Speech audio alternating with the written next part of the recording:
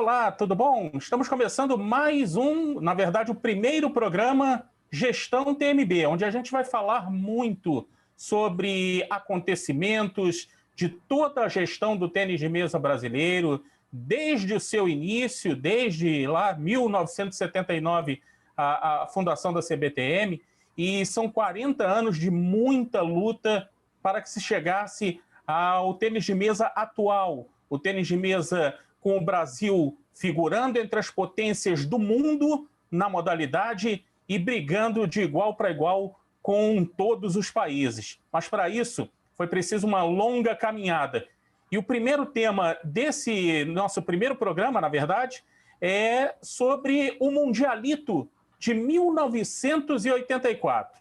Eu tenho a presença do presidente da CBTM, Alaor Azevedo, e do ex-presidente e também presidente de honra, Ivan Passos Vinhas, que está gentilmente conosco e vai bater um papo muito legal sobre aquela época.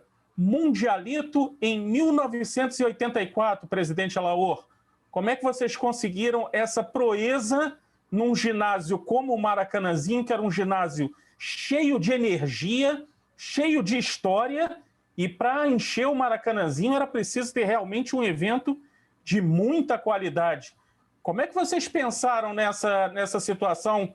Presidente Alaor, muito obrigado pela presença. Presidente Ivan, também muito obrigado pela presença. Bem, boa tarde a todos. Boa tarde, Ivan, meu companheiro há nem sei quantos anos, 50 anos. Esse Mundialito foi realmente histórico, sob todos os aspectos. Na realidade, nos anos de 77, 78, 79, quando ainda não existia a Confederação Brasileira de Tênis de Mesa, existia um conselho de assessores e eu e o Ivan já fazíamos parte desse conselho de assessores. E representava, tinha vários conselhos, um era o do tênis de mesa. Quando foi em 79, a então CBD, a qual esse conselho de assessores era vinculado, resolveu desmembrar os esportes olímpicos e ficar só com futebol. Então, em 1979, foi criada a confederação. O Ivan, pela posição que ocupava na Petrobras, e eu, por estar fazendo residência médica no Hospital dos Servidores, eu resolvi dar um tempo no tênis de mesa para cuidar da minha carreira.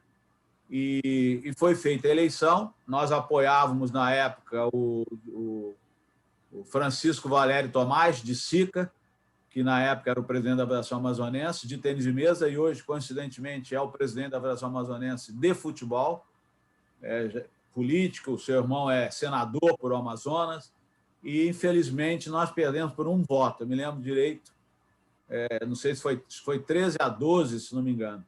A partir daí, eu e o Ivan tocamos o caminho e eu fui morar em Tucuruí, fiquei um ano em Tucuruí, depois fui para Belém do Pará, e quando foi em 82 eu voltei para o Rio.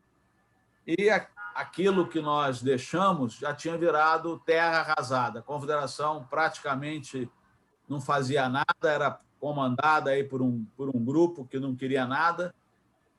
Tinha, às vezes, um campeonato por ano, e o mais surpreendente, as coisas não iam bem na gestão. Então, eu e o Ivan nos reunimos, voltamos a treinar no Fluminense, nos encontrar no Fluminense, e resolvemos criar o primeiro Mundialito de tênis de mesa. E o Ivan foi muito importante nisso, pelas amizades que tinha, e eu passo para ele como que foi a ideia dos amigos que ele tem e esses encontros que proporcionaram o primeiro Mundialito. Ivan está com a palavra. Eu era muito amigo do presidente da IBM do Brasil. E eu perguntei para ele se ele estava disposto a ser um dos patrocinadores do primeiro Mundialito. E ele falou que sim, que arcaria com todas as despesas em terras aqui. Hotel, alimentação, transporte, tudo a IBM bancou. Inclusive, bancou até a impressão do cartaz do campeonato. Então, a IBM bancou tudo e na abertura do torneio, nós tínhamos um grupo de meninas de balé que, dançando balé, escreveram IBM. Entendi. E o Alaor... Esse grupo, só para... treinou um ano, todos os sábados e domingos. Era um grupo do Pedro II do Rio de Janeiro. Um ano de treinamento para essa abertura. Agora, presidente, o Maracanãzinho é um ginásio, para quem não conhece, é um ginásio muito grande, era maior ainda em termos de capacidade à época, né? Hoje, com a redução que foi feita para os Jogos Pan-Americanos em 2007 e depois para a Olimpíada em 2016, as adaptações tornaram um ginásio muito mais confortável, mas com menor capacidade. À época, eram 15 mil lugares, pelo menos, para os torcedores acompanharem. Fazer uma competição de tênis de mesa, que não era ainda um esporte de ponta no Brasil, e no Maracanãzinho, não era assustador? São daquelas coisas, né, que o Monteiro Lobato dizia, a diferença de loucura e sonho é muito pequena. Então, a realização foi mais ou menos eu e Ivan sonhando e fazendo atos de loucura, né? E realmente era um desafio muito grande. Nós tivemos o apoio da Varig, na época, que pagou todas as passagens de todos os atletas, e a gente selecionou vários campeões mundiais, que era outro desafio, na época lá de fax e telex, contatar essas pessoas, o Brasil sem nenhuma tradição, as pessoas acreditarem, virem. Então, foram vários ex-campeões mundiais, como o próprio Seiji Ono, o Jacques Secretan. Então, foi realmente, Nelson, uma ousadia muito grande na época. Tivemos o apoio do Jornal do Brasil, que publicava diariamente incentivo para as pessoas. Aliás, foi pago, né? Foi um dos eventos pagos, quer dizer, o Jornal do Brasil, no contrato que ele fez com a gente, ele tinha um percentual na venda de ingressos. Então, foi muito interessante, e no dia que o Jacques Secretan jogava, realmente lotava, não diria que lotava, mas dava uns 7 mil pessoas, né? Que já é um número... Hoje é até difícil a gente pensar em qualquer época, né? Você botar 7 mil pessoas vendo tênis de mesa no Brasil. Mas estava aqui no Brasil, no Mundialito, os principais jogadores de tênis de mesa do mundo daquela época. Estava o campeão mundial, o ex-campeão mundial, os principais jogadores do mundo estavam aqui. E nós fizemos, a IBM, com o apoio da IBM, nós fizemos uma propaganda muito boa do Mundialito. E fizemos cartaz, saía no jornal, com a ajuda da IBM. A IBM se empolgou em patrocinar e quis fazer uma coisa do padrão dela. Aliás, certa vez eu vi uma entrevista do Roberto Medina sobre o primeiro Rock in Rio. E ele me dizia o seguinte, ele dizia, na verdade, nessa entrevista, o seguinte, que o mais difícil era convencer aqueles cantores e aquelas bandas que era possível fazer um evento no Brasil e que eles iriam receber tudo. O Brasil tinha uma fama de não conseguir fazer eventos internacionais, de ter problemas em fazer eventos internacionais. O Rock in Rio foi um ano depois do Mundialito, por exemplo, para que se tenha uma ideia. Então, trazer aquelas bandas internacionais todas foi uma dificuldade muito grande, onde eles tiveram que se empenhar.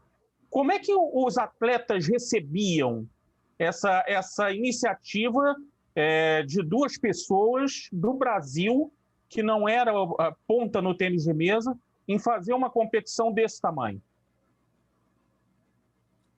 Olha, nós já tínhamos ido em vários mundiais. e uma série desses atletas nós conhecíamos pessoalmente. E eu já tinha sido membro do Conselho de Equipamentos da ITTF.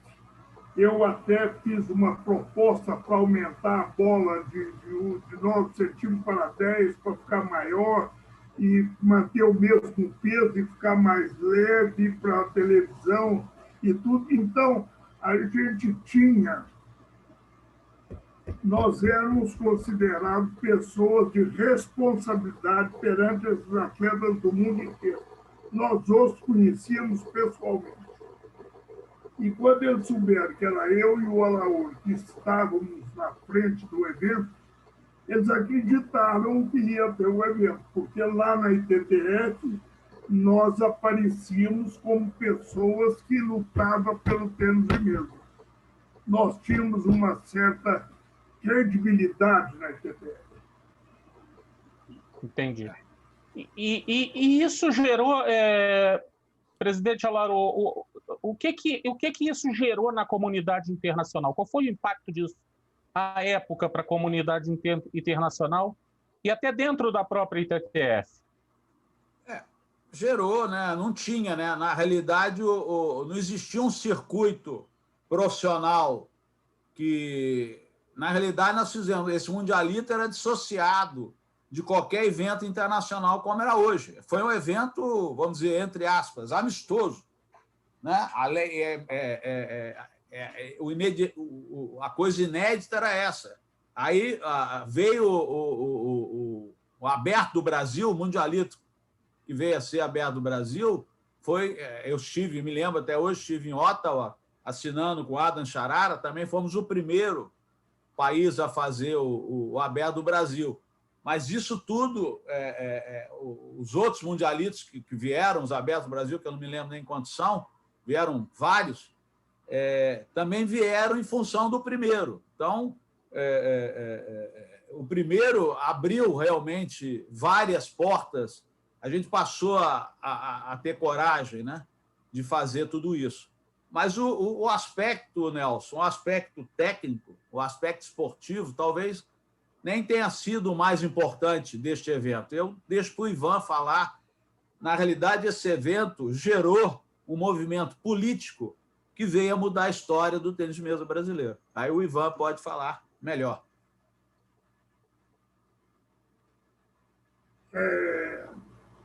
Acontece o seguinte, com esse evento, nós conseguimos criar uma credibilidade fora do Brasil e dentro do Brasil.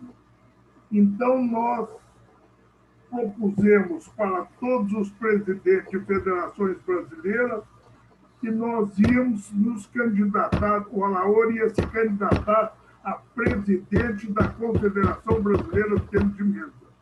E nós esperávamos que todos eles nos apoiassem para que nós dessemos um avanço com o tênis de mesa. E isso aconteceu.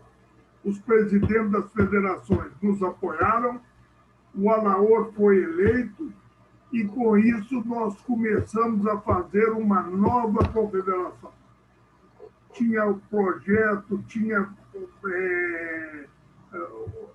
como se diz, um programa de eventos, tinha projeto de como se fazia a seleção, tinha um projeto de como nós íamos fazer os treinamentos, íamos fazer a viagem, íamos arranjar suporte financeiro, e com isso nós elegemos, e o Alaor foi o presidente da confederação. Então, o Alaor foi o segundo presidente da Confederação Brasileira de Tênis de Mesa, e nós, daí para frente, começamos a trabalhar seriamente, como se fosse uma firma que tem responsabilidade, tem uma série de obrigações e tem que apresentar resultados. E nós começamos a apresentar resultados. Agora, vocês apresentaram resultados e fizeram um evento em 1984. Quais eram as dificuldades técnicas de vocês fazerem um evento no Maracanãzinho, por exemplo, que não tinha recebido ainda uma competição de tênis de mesa? Vocês lembram desses detalhes, do que vocês tiveram que superar naquela época? Eu lembro. Acontece o seguinte, nós sabíamos perfeitamente como deveria ser um evento internacional, porque nós já tínhamos ido a vários eventos. Então, fizemos um projeto do que nós teríamos a adaptar no Maracanãzinho para ele ser um local de um evento internacional. Tivemos que mudar um pouco na iluminação, tivemos que pôr local das mesas, como é que deveria ser. Pusemos um local na arquibancada onde o pessoal deveria ficar para poder melhor ver o jogo. Então, nós tínhamos um conhecimento de como é que era uma arena para um campeonato do porte daquele. Então, nós simplesmente repetimos aquilo que a gente já conhecia que se fazia lá fora. O que se fazia lá fora nos eventos internacionais, nós repetimos aqui no Maracanãzinho. Então, adaptamos o Maracanãzinho para ser uma arena como se era as arenas dos campeonatos mundiais. Deu muito trabalho e gastamos muito dinheiro, mas fizemos. Era isso que eu queria saber, porque eu fiz algumas dezenas de jogos no antigo Maracanãzinho, de basquete, de vôlei, de futsal, e era um ginásio extremamente complexo, né? A iluminação era complicada, a acústica, então, nem se fala. Eu não sei até hoje como é que fizeram festivais musicais naquele local, né? Mas era muito complicado realmente fazer alguma coisa no Maracanãzinho.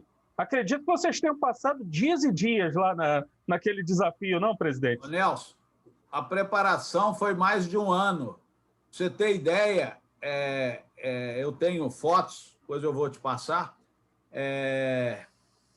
Essas meninas do Dom Pedro II eram mais de 100, que faziam várias evoluções. A banda dos Fuzileiros Navais, completa, a orquestra, o coral da Universidade de Gama Filho. E eu me lembro muito bem que o momento mais emocionante foi quando começou o evento, a abertura, na sexta-feira, dia 11 de maio, às 8 horas da noite. Na época, a autoridade máxima do esporte era o general Montanha, ele era o presidente do CND, não existia ministério, não existia nada. E ele estava no meu lado, né? Ele hasteou, inclusive, a bandeira e tal. Foi quando eu dei o sinal, atenção, maestro Abelardo. Era centenas de coisas que tinham que acontecer ao mesmo tempo, né? Aí eu e Ivan estavam na tribuna de honra e eu me lembro, na hora que eu dei o sinal, né, para um monte de coisa, o maestro Abelardo, que era o maestro do coral da Gama Filho, desengolou tudo. E aí foi uma emoção só, mas foi um ano. Quer dizer, a gente trabalhou esse evento de antecedência, né? Até para poder ver a melhor data, não coincidir com o Mundial, etc, etc, etc. Então, as coisas, como o Ivan falou, a gente teve tempo. E teve uma outra curiosidade, quando a gente reservou o Maracanã, era muito difícil de reservar, era uma loucura. E nós reservamos um ano antes, um ano e pouco antes, e nós reservamos um período grande de tempo, não me lembro, 15 dias, 20 dias. Na realidade, a gente não precisava disso, mas a gente não sabia, reservou. Botamos lá, assinamos e reservamos. Quando chegou alguns meses antes, nós fomos procurados por um empresário, esqueci o nome dele, que fazia aquelas exibições de ginástica. Não sei, aquela ginástica. Ele sim lotava o Maracanãzinho todos os dias. Era uma loucura total. E a data que eles queriam era uma daquelas datas, naquele período que nós tínhamos reservado. E nós falamos, não vamos ceder, não vamos ceder. O Ivan que negociou, o Ivan sempre foi muito melhor negociante que eu. E eu me lembro que praticamente eles pagaram todos os custos do Maracanãzinho e mais alguma coisa. Então, ainda deu essa sorte daquele período reservado, eles quererem usar para essa ginásticas olímpicas, ginástica internacional, né? Que era um show. Não sei se o Ivan lembra disso aí, mas foi outra coisa positiva para nós.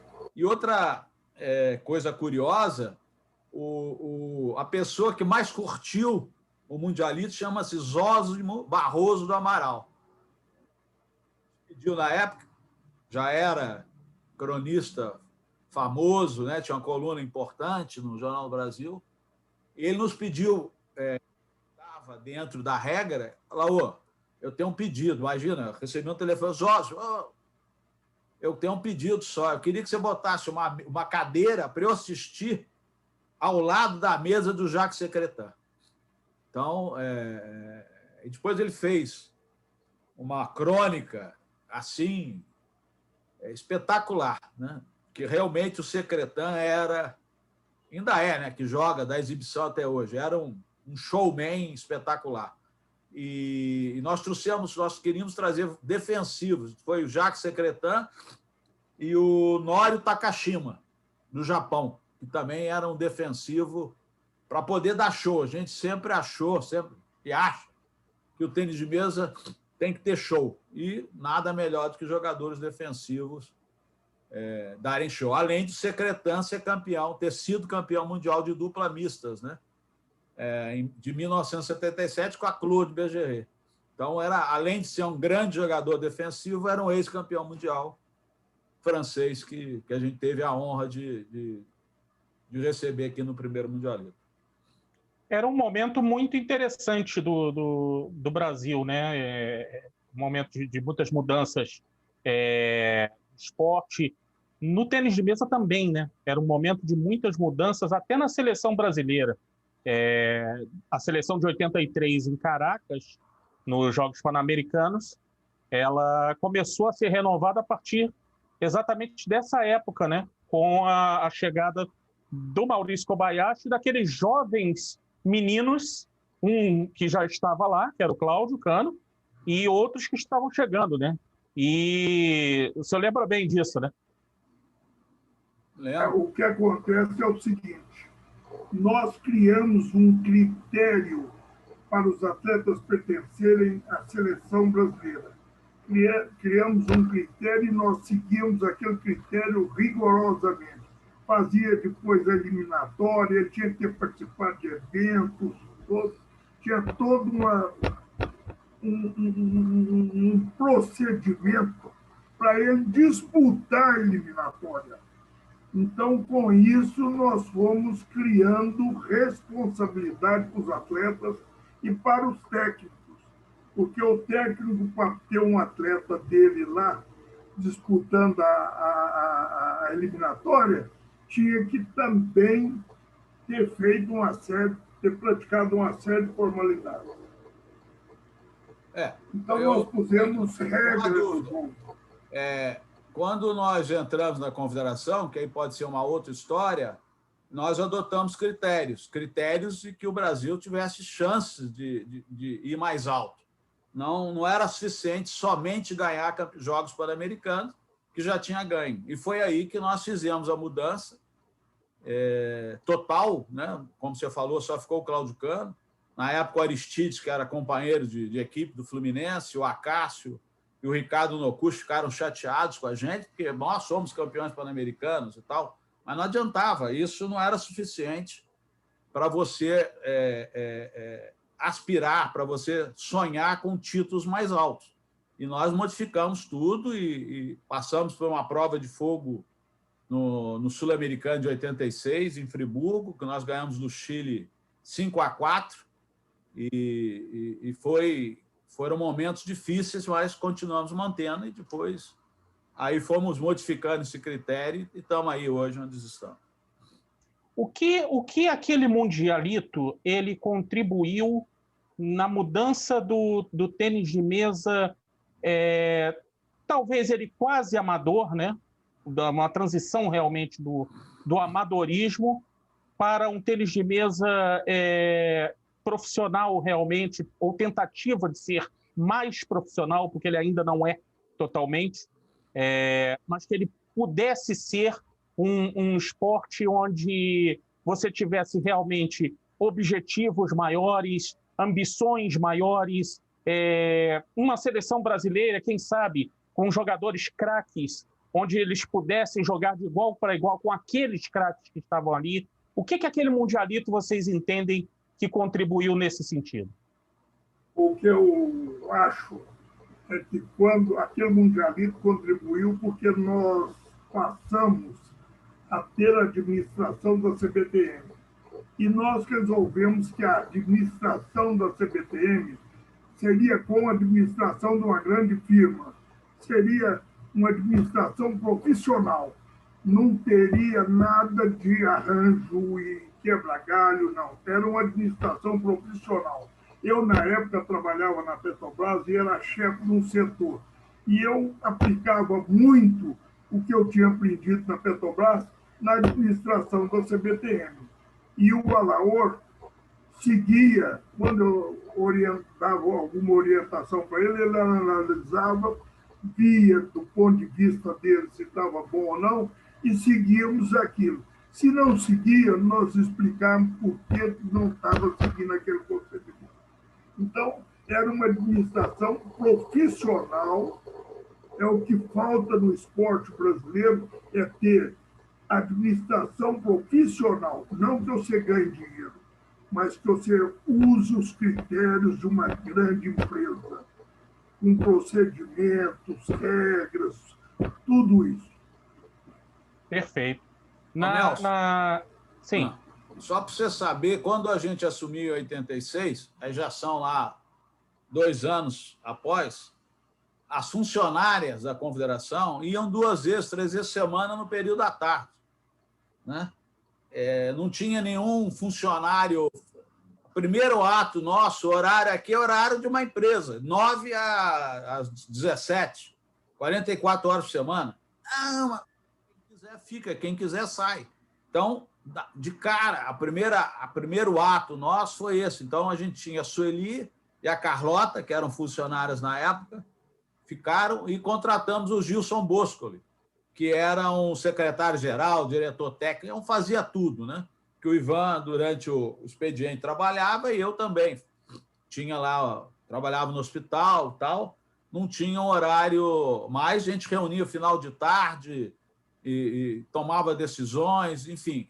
Mas a estrutura profissional executiva, no primeiro dia, como o Ivan falou, no primeiro dia isso, vamos acabar com isso e vamos, como deve ser. Como a maioria das federações e confederações do mundo eram na época, né? Eu lembro, a gente fez uma entrevista com o João Avelange, à época, que 10 anos atrás, 12 anos atrás, mais ou menos, e ele me dizia do que ele encontrou na FIFA. Em 1974, quando ele se elegeu, ele encontrou uma FIFA, era uma sala grande, mas com meia dúzia de funcionários. Você imagina fazer uma Copa do Mundo com meia dúzia de funcionários, né? Hoje é impensável isso. E essa transformação que foi acontecendo não só na CBTM. A CBTM era onde? Era uma sala, provavelmente, pequena, talvez, né, presidente? Era uma sala na Buenos Aires. A CBD, quando quis criar a confederação, ela doou, através do governo, 2 salas, não só para nós, outras modalidades ganharam, lá na Rua Buenos Aires. Mas o interessante é que o presidente anterior já tinha recebido dinheiro 2 vezes para sair, e não saía. Na realidade, quando nós entramos, era uma salinha na CBD, então CBF, 2 por 2 metros, 4 metros quadrados, mal dava para sentar 5 pessoas, e ele já tinha recebido 2 vezes e não saía. Tanto que quando nós entramos, na época o presidente era o almirante Heleno Nunes, nós falamos com ele, queremos sair daqui. Ele falou, mas tem o seguinte, vocês vão sair, depois que vocês saírem eu vou dar o dinheiro. Então nós alugamos aqueles carrinhos, como é que chama? Burro sem rabo, né? A Confederação saiu da Rua da Alfândega 90 para a Rua Buenos Aires, que era perto, num burro sem rabo, com tudo que ela tinha. Quando nós assumimos o patrimônio, basicamente cabia aquela carrocinha, né? Depois móvel, a sala estava toda abandonada, com cortina queimada, tinha móvel. Então, nós fomos construindo cada coisa, e saímos, realmente saímos. Eu me lembro, eu fui lá eu acompanhei o frete, voltei, o Heleno Nunes deu lá. Agora, realmente, vocês estão limpando tudo, porque eles ficavam na CBD para não pagar telefone, não pagar luz, não pagar isso, não pagar aquilo. E aí fomos para Buenos Aires, e aí ocupamos Buenos Aires durante muitos anos.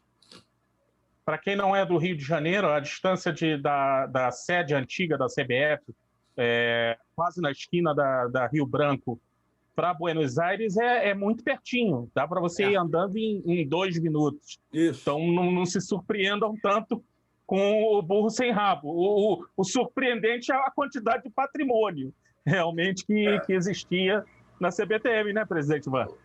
Você sabe que outra coisa importante também é que nós recebemos 2 salas. E, no princípio, nós mal tínhamos patrimônio para pôr numa sala.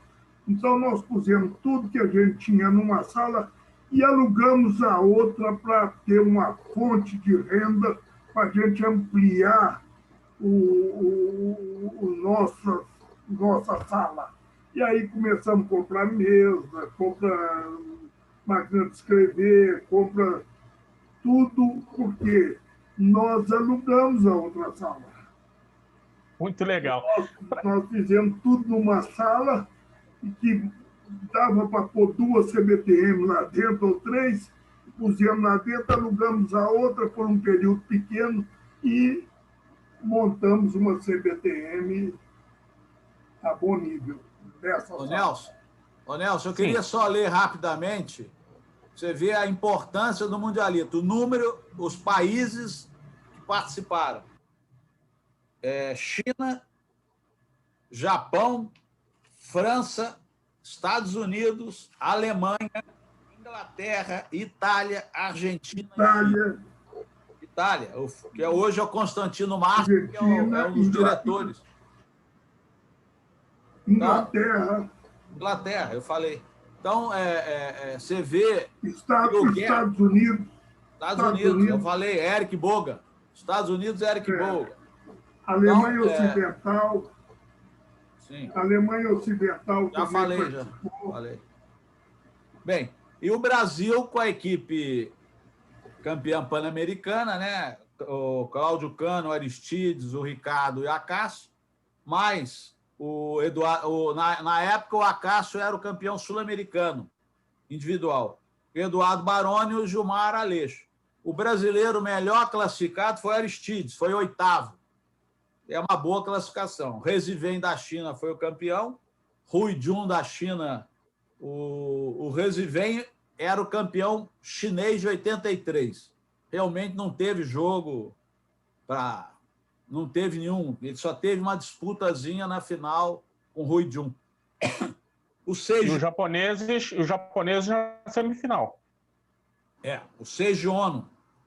Os 2 japoneses foram para a semifinal. E depois tinha disputa. Então, o Seiji Ono ficou em 3º e o Takashima em 4º. Então... Perfeito. Lembrando dessa época, o que vocês lembram de história engraçada dessa época, curiosa para os dias de hoje? Lembra de alguma história mais curiosa que vocês podem falar? De alguma coisa de que vocês passaram naquela época? Uma história interessante naquela época, o Aristides jogou contra o Jacques Secretan e achou que ele ia inventar um jogo para ganhar o Jacques Secretan. E começou a jogar aquele jogo e o Jacques Secretan pôs tudo na mesa. O jogo foi uma beleza, mas o Aristides não fez nada, não ganhou nada. Mas foi bonito porque o secretário percebeu que eles estavam fazendo aquilo, fez também um jogo lindo e foi um sucesso. Mas ele achou, o Aristides achou que podia ganhar do Jacques Secretário. Você lembra de alguma, presidente? Hein? Lembra de alguma história também boa? Não,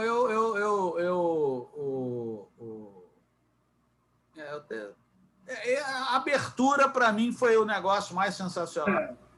Porque eu participava dos ensaios, eu ia todo sábado lá com a Vera, lá no Pedro II, e o ensaio foi espetacular. Eu acho que foi muito legal também o dia que nós fizemos uma exibição na IBM. Curiosamente, o diretor de marketing da IBM chama-se Henrique Areias. O Areias era o diretor de marketing na época. João Henrique Areias. João Henrique Areias. Ele era, na época, o diretor de marketing da IBM. Não sei se era diretor de marketing ou funcionário, talvez depois que ele virou marketing. Porque o Areias não era... Ele passou para marketing depois. Mas aí nós levamos lá o Ivan combinou com o Robeli, que, aliás, é outra curiosidade, né? É um amigo do Ivan de muito tempo. O nome é o inverso de sobrenome. Imagina um cara desse, sai do interior de Minas, Robeli José Líbero. Você analisando o nome, esse cara não vai chegar em lugar nenhum, quando muito... Né? Só que esse cara virou presidente da IBM e aí o Ivan vai contar. E lá nos Estados Unidos ele viveu uma situação importante, né? O Ivan vai contar aí o que aconteceu com ele nos Estados Unidos quando ele estava nos Estados Unidos. Aconteceu o seguinte, ele foi para a IBM dos Estados Unidos e começou a crescer, e chegou a ser diretor internacional da IBM. Aí ele ia colocar um presidente e ele, pelos membros da IBM, ele deveria ser o presidente. Mas ele não foi o presidente porque o governo americano achava que a IBM era uma empresa muito importante e não podia um estrangeiro ser o presidente da IBM. Então, ele não pôde ser presidente da IBM, mas deram uma indenização para ele, eu não me lembro o número exato, mas assim, perto de 10, 15 milhões de dólares para ele ficar na IBM, mas aceitar não ser o presidente. Grande Robeli, foi o cara que acreditou nesse mundialito, que nos levou à confederação e que devemos muito a ele. Muito legal. Vocês fizeram alguma loucura para a realização desse evento? Alguma coisa que, olha, não dá para fazer, não vamos fazer mesmo assim e vamos conseguir colocar isso para frente? Vocês lembram de alguma coisa assim mais louca que vocês fizeram para isso? Como é que vocês conseguiram levar, por exemplo, aquelas mesas todas? Como é que foi assim, essa montagem? Conta um pouquinho disso. Acontece o seguinte, nós sabíamos como deveria ser montado tudo. Nós fizemos um projeto. E a IBM resolvemos contratar pessoas que não eram do tempo de mesa, mas que sabiam trabalhar debaixo de um projeto. E a IBM bancou tudo isso e nós simplesmente fiscalizávamos para fazer aquilo de acordo com o projeto. E o projeto, o que era o projeto? Era uma cópia de um local onde se disputava mundiais. Uhum, entendi. E não tivemos problema. Nós copiamos aquilo, fizemos um projeto escrito, tudo escritinho, e contratamos pessoas para trabalhar naquilo. Presidente Ivan, presidente Alaor, uma pergunta, eu acho que é difícil a gente responder, mas vou fazer essa pergunta. Hoje, eu acho que você tem muito mais recursos tecnológicos e de materiais, e de material humano até, de grandes eventos e tudo mais. Mas hoje é mais difícil ou é mais fácil fazer um grande evento internacional como esse? Eu acho que hoje é mais fácil. Se você tiver uma firma séria te patrocinando, duas firmas sérias te patrocinando, e tiver uma administração profissional do órgão que vai fazer o evento, é fácil fazer. Basta você ter isso. As firmas que patrocinam são sérias e o pessoal que vai organizar ser profissionais naquele assunto. Perfeito. Eu não sou tão otimista. O problema é que os patrocínios são cada vez mais difíceis. Infelizmente, nós não... Se a gente tivesse uma IBM nas costas, mas hoje o patrocínio é difícil. Você confiar em verbas governamentais é complicado, porque, enfim, com toda a problemática que teve, já tivemos problemas sérios, Mundial de Canoagem, Grand Prix de Judô, Mundial de Handball, que, inclusive, foi a desgraça do presidente, do Manuel, um homem bom, que foi... enfim... não é fácil. Hoje, um evento desse porte, como a gente fez, não é um evento, a não ser que você custeie totalmente com a Lei Agnello Piva. Aí, se você custear com a Lei Agnello Piva, você fica meio desfalcado no teu desenvolvimento anual, né? Mas a gente tem que ter patrocínio e, talvez, hoje, com o Calderano, confiar bastante na bilheteria. A gente acha que o evento hoje, a gente está se candidatando, infelizmente, para 2021 não foi possível, para o circuito WTT, né, que é um circuito hoje totalmente profissional, que é 80% show, 20% tênis de mesa, são 5 dias. A gente tinha até reservado lá a maior arena de São Paulo, e, infelizmente, não vai dar para 2021, mas é um evento que custa em torno de $1 milhão, né? É um evento caro, ainda mais com dólar nesses valores. Mas eu acho que aí a gente, numa arena de 3, 4 mil pessoas, cobrando aí um valor razoável, poderia custear boa parte do evento com ingressos. Principalmente se for em São Paulo, que a gente sabe que tem público para isso. Mas eu não sou... Eu era mais otimista que o Ivan, hoje eu sou um pouco menos. Tá bom. Para a gente fechar nosso programa hoje, até porque tocamos agora numa questão que é a gestão, né? E justamente é o programa da gestão TMB, que a gestão vem daquela época. Quais são as lições que vocês trazem para esse momento atual, não só no tênis de mesa, mas no esporte brasileiro? Quais são as lições desse momento que vocês acreditam que sirvam até hoje para o momento atual? Deixa eu te dizer uma coisa. Eu trago uma porção de exemplos desde 84 e mesmo durante o período que eu estava na CBTM como vice-presidente. Eu escrevi um livro chamado Uma Radiografia do Esporte Brasileiro. E nesse livro eu mostro quais são os problemas do esporte brasileiro, por que ele não progride e o que ele deveria fazer para progredir. Porque o governo tem que pensar no esporte da seguinte maneira: tem uma hora que ele é educativo. É quando você está com as crianças praticando o tênis de mesa com um bom técnico, etc. Tal. Tem outra hora que ele é competitivo. É quando você tem as suas equipes fortes competindo. E tem outra hora que é lazer. E aí é para lazer. Que o sujeito vai competir e depois sai com os amigos para tomar uma cerveja, etc. Tal. Então, você tem que entender perfeitamente essas três falas: educação, profissionalismo e lazer. Não pode misturar isso aí. Então, se você misturar isso aí, vira bagunça.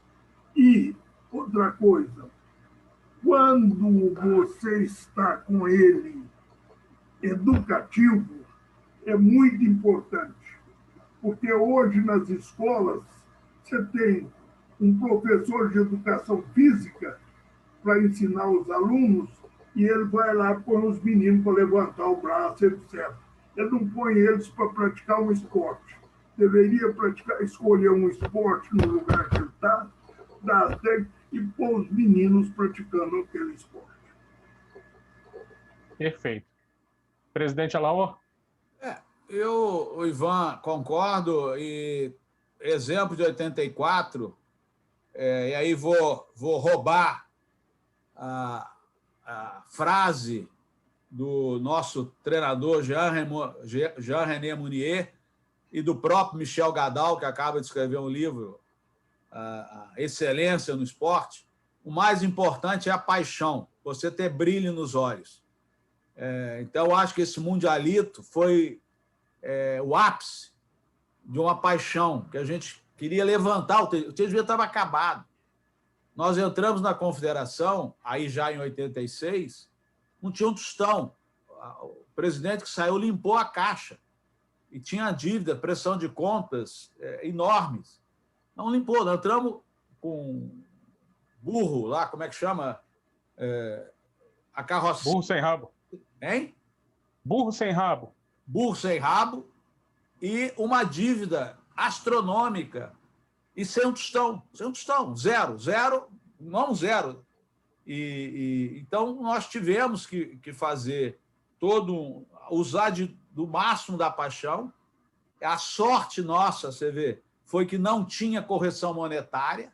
Então, sei lá, uma dívida de 400 mil daqui a 8 meses virava, sei lá, R$40. Então, no final, nós pagamos tudo lá, que eu nem sei quanto, mas eram 10 prestações de conta. Não entregaram um documento, não entregaram nada. Aí nós conseguimos pagar lá 10 mil, sei lá quanto era a moeda na época, e zerar.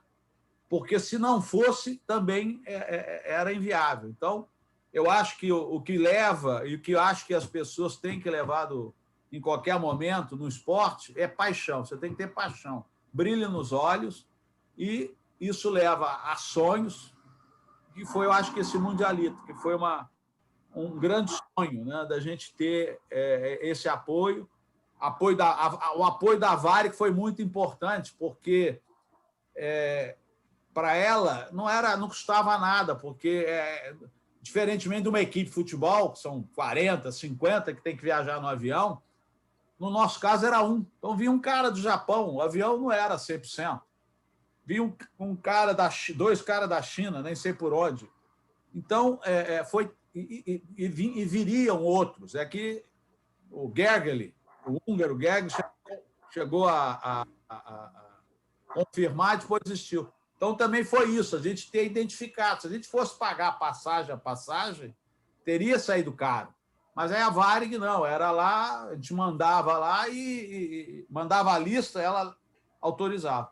Então, eu acho que disso tudo foi a paixão da gente querer fazer um evento, esse evento mostrar que poderia ser tudo diferente, como o Ivan falou, adquirir credibilidade, da credibilidade, profissionalismo, e o profissionalismo levantar o esporte. Como você falou, saímos de 2 funcionários, chegamos numa fase áurea aí em 2016, 2015, a 60 funcionários. Né? Hoje são menos, 20, 22, 23 funcionários CLT, fora os terceirizados, mas isso em 1986, 85 era inimaginável. Né? Então, eu acho que é isso aí. E depois do primeiro mundialito, vieram vários outros, culminando com o mundialito, que vai ser também um papo da TMB, o maior de todos.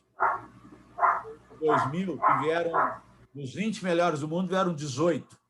Né? Só não vieram, na época, o Waldner e o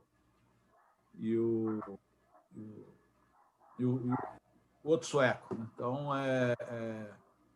persa, Johan Persson. Então, esse mundialito também abriu portas para a gente fazer vários outros. Perfeito. A gente vai ter muitos outros papos dessa gestão TMB. Obrigado, presidente Ivan, pela presença. Deixa eu só falar uma coisa. Por favor. Nós fizemos um profissionalismo tão sério na CPTM que o salário dos empregados era calculado pelo computador por um projeto que nós tínhamos lá, chamado Projeto Build. Ele tinha um mínimo. O mínimo era garantido. Acima do mínimo, ele ganhava pelo que ele fazia, pelo que ele conseguia fazer. E o computador, esse Projeto Build, é que calculava qual que era o salário dele. Então, naquela época, nós tínhamos um programa de computador chamado Project Builder, que calculava o salário do empregado em função da quantidade e da qualidade do serviço que ele fez.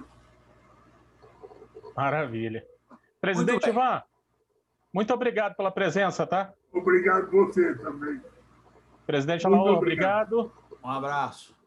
Um abraço para você também. No sábado que vem a gente vai ter o Ciência TMB e depois a gente volta com mais Gestão TMB, com outras histórias de outro momento do tênis de mesa brasileiro. Obrigado, um abraço. Obrigado, um abraço para você também. Um abraço.